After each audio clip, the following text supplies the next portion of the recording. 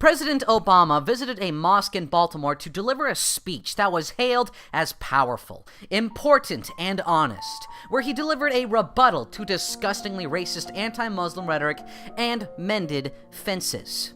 According to Think Progress, there has been a smear campaign against this mosque by those terrible conservatives. And what, pray tell, are they accusing these poor, innocent Muslims of doing?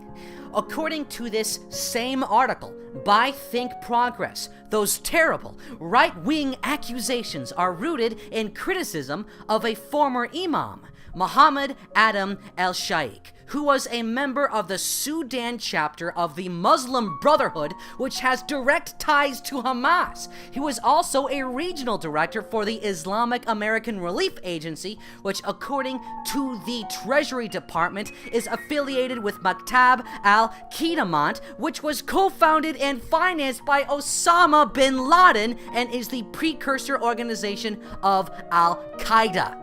His terrorist connections are even more clear when he told the Washington Post that suicide bombings are a form of self-defense.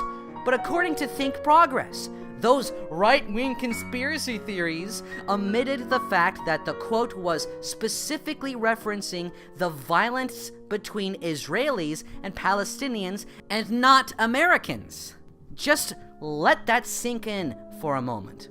According to Think Progress, suicide bombings against Jews are somehow justifiable. Just remember, this is all a vast right-wing conspiracy. The fucking Treasury Department is a part of a vast right-wing conspiracy. Do you still believe there's a vast right-wing conspiracy? Don't you?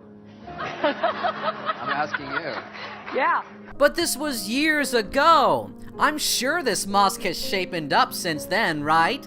Why don't you ask Imam Yassin Shaikh, who now works at the mosque, who recently did an hour-long presentation on Islam's view of homosexuality. Because it was a subject, or it was an act or a behavior that was done in secrecy, in privacy. It may have been existent in many cultures, amongst many different people of different races, but it was something that was kept in secrecy and privacy. Unfortunately, today it is in our face. He also said that it's immoral, shameful, despised, haram, and of course, forbidden by Islam. And he said that Muslims should teach their children that it's not okay to be homosexual. Wow, how diverse. The event opens up by showing the podium with the word Allah written in Islamic calligraphy behind where Obama will soon speak.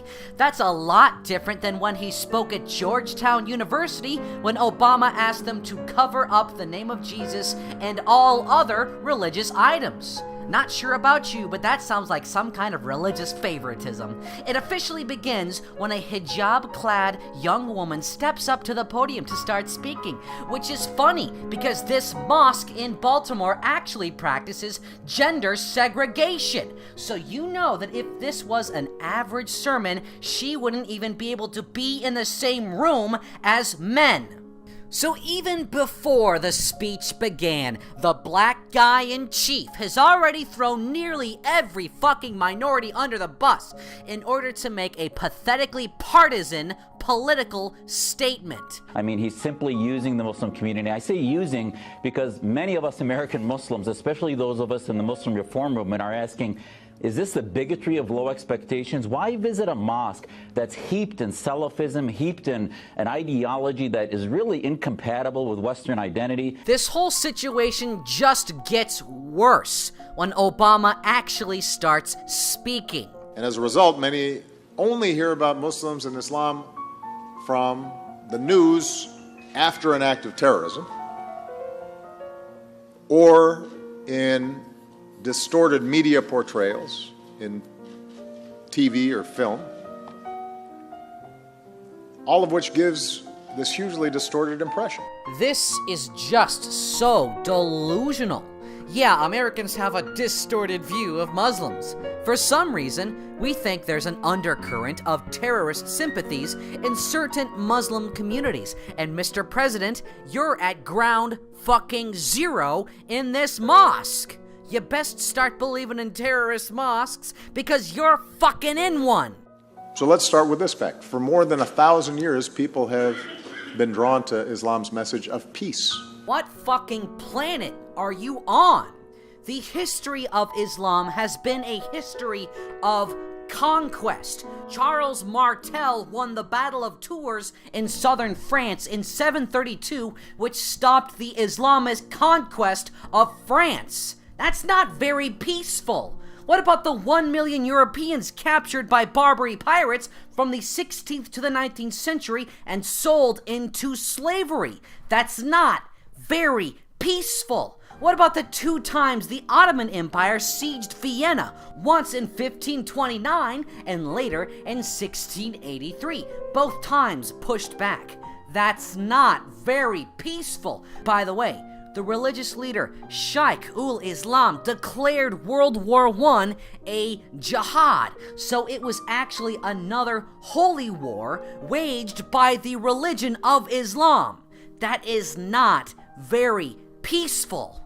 When John Adams sent an ambassador to meet with the Barbary pirates to ask them why they were raiding American ships and taking slaves, the response from their Muslim counterparts was, "It was written in the Quran that all nations who should not have acknowledged their authority were sinners, that it was their right and duty to make war upon whoever they could find and to make slaves of all they could take as prisoners, and that every Muslim who should be slain in battle was sure to go to paradise." That doesn't sound very peaceful. By the way, the most persecuted religious group around the world in the United States and Europe is, of course, Jews. Also, in the United Kingdom, if you are a Muslim, you are more likely to experience female genital mutilation than you are a hate crime.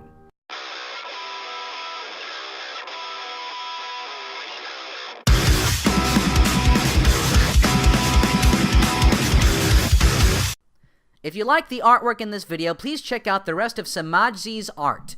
There's a link to his Twitter, DeviantArt, and Tumblr below.